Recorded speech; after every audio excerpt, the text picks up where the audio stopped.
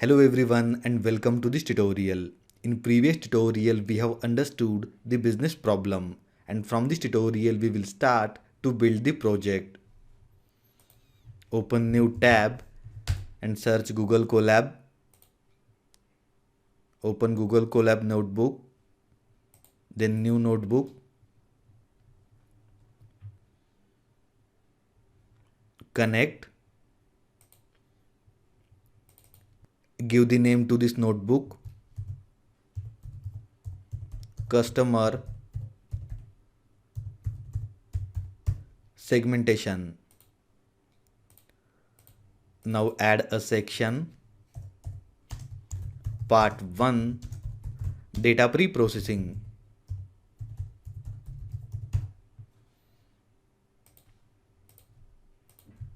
Copy the link of dataset. Specify here dataset link.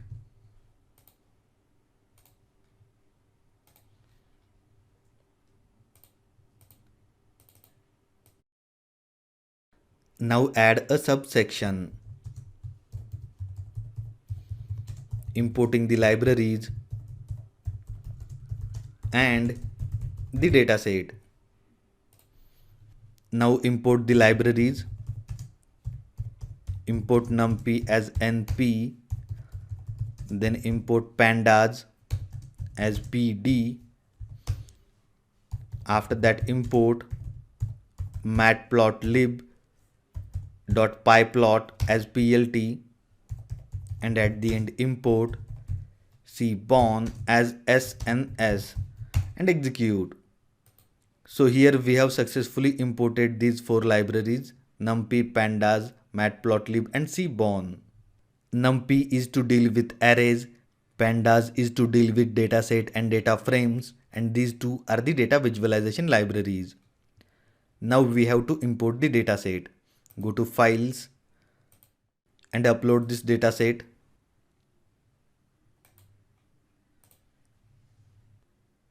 So here we have successfully uploaded this dataset. Now read this dataset. pd dot read underscore csv, and in parentheses specify the path and store this in a variable dataset. Let us check the dataset. Here we are seeing first few lines from this dataset. Great. So this is our dataset: customer ID, balance and all other columns. Now after importing the dataset, we have to do data exploration. Add new subsection, data exploration.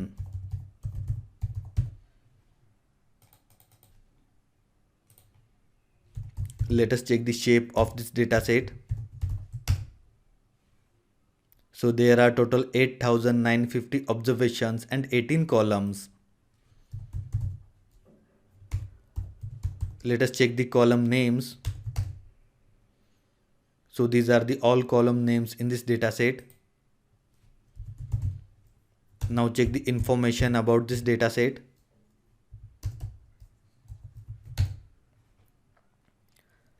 So there are total 8950 entries, and from index 0 to 8949. These are the column names, then non-null values, count and data type. Add few cells. Let us check the categorical columns. Dataset dot select data types, then include object dot columns. I will specify here categorical columns. We can check the length as well. 1. So there is only one column with the categorical values. This one, customer ID. Now copy this line, paste. Let us check the numerical columns.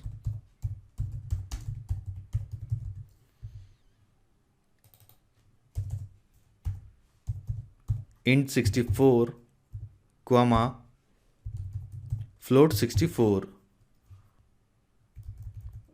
Specify this as a list and execute. So these are the all columns with the numerical values. Let us check the length. Total 17 columns with the numerical values.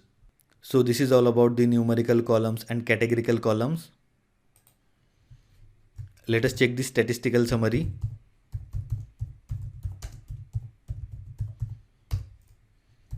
Dataset dot describe.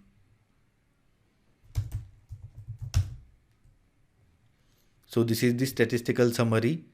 Average balance is around 1564. Then this is the average balanced frequency. Then this is the average purchases frequency. As well as we can get standard deviation for each column, minimum and maximum value for each column. For example, minimum balance is 0 and the maximum balance is 19,043. And these are the three quartiles, first, second and third. So this is all about the statistical summary. Add a subsection dealing with missing values. Let us check if there are any missing values in this dataset. Type dataset dot is null dot values dot any. The output is true. That means there are null values in this dataset. Let us check the sum.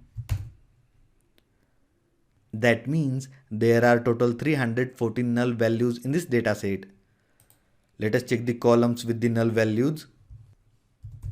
Dataset dot columns and in square brackets dataset dot is null dot any and execute. So these are the columns with null values. Let us check the length as well. Two columns with the null values, credit limit and minimum payments. And these two are the numerical columns. To deal with the null values in these two numerical columns, we have to replace the null values with the column mean. Let us do it. Dataset, specify the first column, credit limit is equal to, copy this, then use the fill name method. With this fill name method, we will replace all the null values with the column mean. Specify the column dot mean. So here we are replacing all the null values with the column mean. Copy this line, paste, and instead of credit limit, specify minimum payments. That's it, and execute. Now check the length of columns with the null values.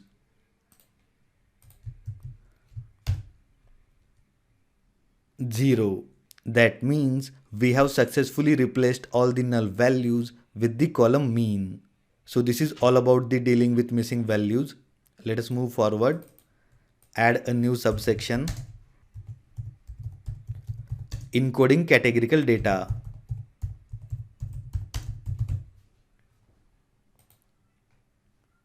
Let us check the categorical columns. Previously we have checked.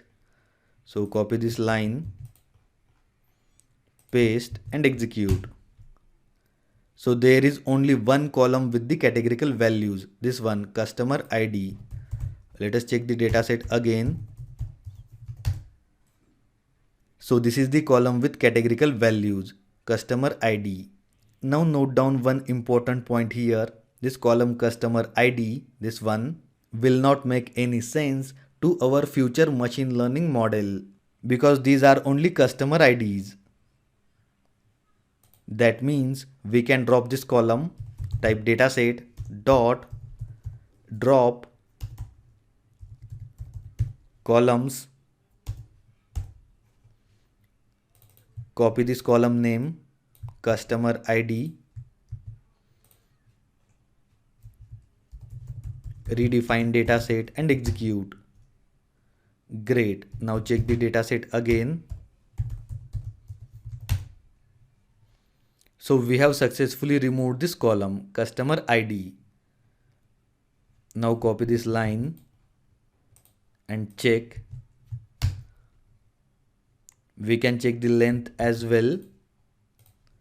Use len function 0. That means there are no categorical columns in this dataset. So this is all about encoding categorical data. Let us move forward. Add a new subsection.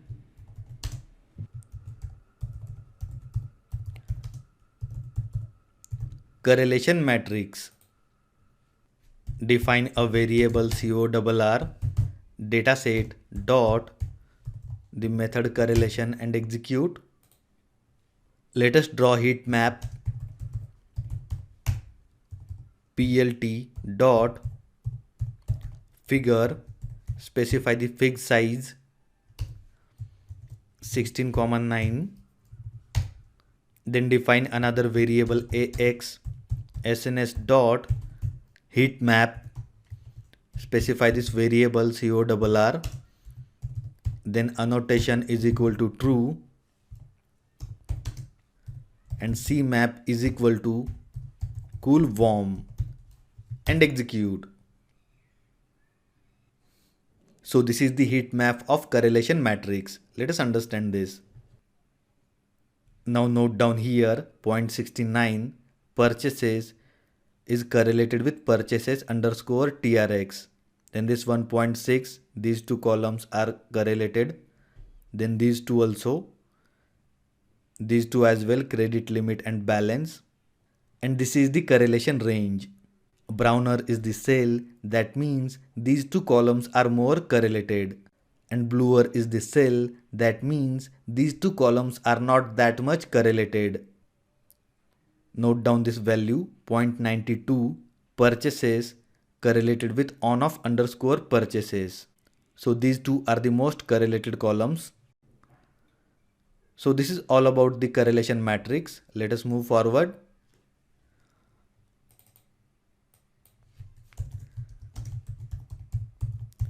Splitting the dataset. In this business problem, we don't have to split the dataset, and this is because here we have only independent variables. I will just note down here only independent variables, not target variable. In short, we can say only X, not Y variable. Let us move forward. Now we have to apply the feature scaling.